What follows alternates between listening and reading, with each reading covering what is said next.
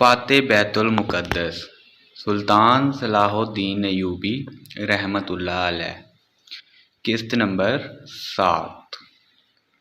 جو ہی سلطان صلاح الدین ایوبی اپنی شاہانہ نشست پر بیٹھا تو سر پر دوڑتے گھوڑوں کی ٹاپوں کی آوازیں سنائی دینے لگیں۔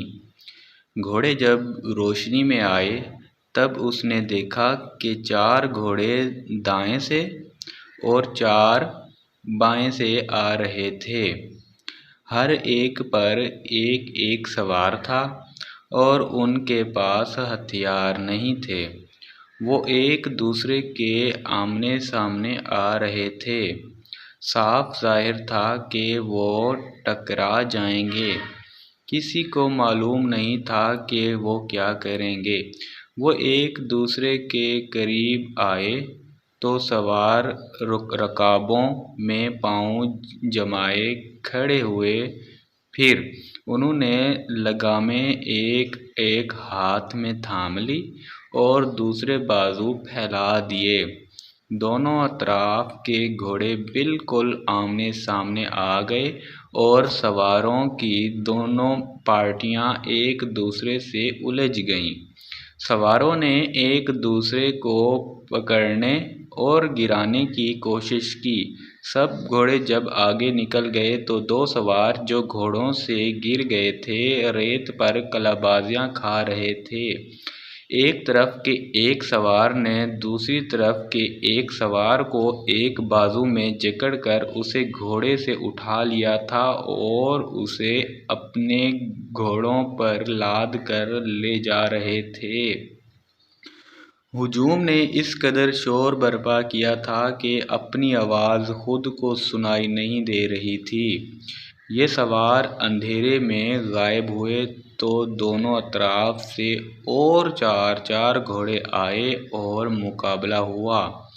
اس طرح 8 مقابلے ہوئے اور اس کے بعد شتر سوار آئے۔ پھر گھوڑ سواروں اور شتر سواروں نے کئی کرتب دکھائے۔ اس کے بعد تیغ زنی اور بغیر ہتھیاروں کے لڑائی کے مظاہرے ہوئے جن میں کئی سپاہی زخمی بھی ہوئے۔ سلطان صلاح الدین ایوبی شجاعت اور بہادری کے ان مقابلوں میں جذب ہو کر رہ گیا تھا۔ اسے اسی بہادر فوج کی ضرورت تھی۔ سلطان صلاح الدین ایوبی نے علی بن سفیان کے کان میں کہا، اگر اس فوج میں اسلامی جذبہ بھی ہو تو میں اس فوج سے ہی صلیبیوں کو گھٹنوں کے بل بٹھا سکتا ہوں۔ اگر ناجی سے کمان لی جائے تو جذبہ بھی پیدا کیا جا سکتا ہے۔ علی بن سفیان نے کہا، مگر سلطان صلاح الدین ایوبی ناجی جیسے سالار کو سبکدوش نہیں کرنا چاہتے تھے بلکہ سدھار کر راہ حق پر لانا چاہتے تھے۔ وہ اس جشن میں اپنا آنکھوں یہی دیکھنے آیا تھا کہ یہ فوج اخلاق اور مہارت کے لحاظ سے کیسی ہے۔ اس کو ناجی کے اس بات سے بھی مایوسی ہوئی تھی کہ ناجی کے کمانڈر اور سپاہی شراب پینا چاہتے ہیں اور ناچ گانا بھی ہوگا۔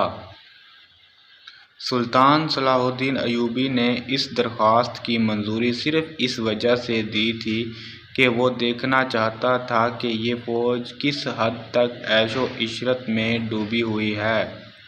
بہادری، شجاعت، شاہ سواری، تیغ زنی، تلوار زنی میں تو یہ فوج جنگی معیار پر پورا اترتی تھی، مگر جب کھانے کا وقت آیا تو یہ فوج بدتمیزیوں، بلانوشوں اور ہنگاموں پر لوگوں کا ہجوم بن گئی۔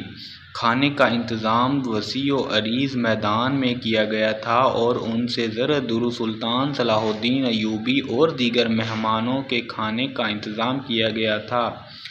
سینکڑوں سالم دمبے اور بکرے، اونٹوں کی سالم رانیں اور ہزاروں مرغ کھانے کے لیے موجود تھے، مگر لوازمات کا کوئی شمار نہ تھا اور سپاہیوں کے سامنے شراب کے چھوٹے چھوٹے مشکیزیں اور سرائیاں رکھ دی گئی تھیں۔ سپاہی کھانے اور شراب پر ٹوٹ پڑے اور گھٹا گھٹ شراب چڑھانے لگے اور معرکہ آرائی ہونے لگی۔ سلطان صلاح الدین ایوبی یہ منظر دیکھ رہا تھا اور خاموش تھا۔ اس کے چہرے پر کوئی تاثر نہ تھا جو یہ ظاہر کرتا کہ وہ کیا سوچ رہا ہے۔ اس نے ناجی سے صرف اتنا کہا کہ 50,000 فوج میں آپ نے یہ آدمی کس طرح منتخب کیے؟ کیا یہ آپ کے بدترین سپاہی ہیں؟ نہیں امیر مصر، یہ 2,000 عسکری میرے بہترین سپاہی ہیں۔ آپ نے ان کے مظاہرے دیکھے ہیں، ان کی بہادری دیکھی ہے۔ میرے میدان جنگ میں جس جاں بازی کا مظاہرہ کریں گے وہ آپ کو حیران کر دے گی۔ آپ ان کی بدتمیزی کو نہ دیکھیں، یہ آپ کے اشارے پر جانیں قربان کر دیں گے۔ میں انہیں کبھی کبھی کھلی چھٹی دے دیا کرتا ہوں کہ مرنے سے پہلے دنیا کے رنگ و بو کا پورا مزہ اٹھا لیں، ناجی نے غلامانہ لہجے میں کہا۔ سلطان صلاح الدین ایوبی نے اس استدلال کے جواب میں کچھ نہیں کہا۔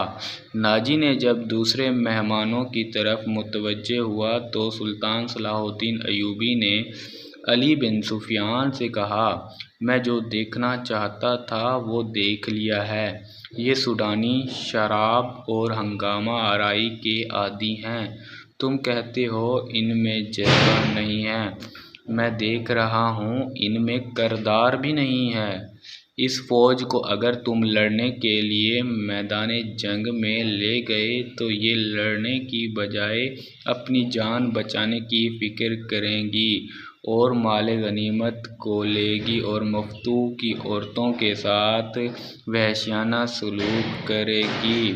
اس کا علاج یہ ہے کہ آپ نے جو فوج مصر کے مختلف حصوں سے بھرتی کی ہے اس کو ناجی کے 50,000 فوج میں مدغم کر لیں۔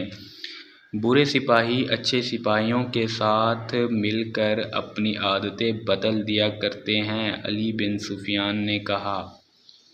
سلطان صلاح الدین ایوبی مسکرایا اور کہا، تم یقیناً میرے دل کا راز جانتے ہو۔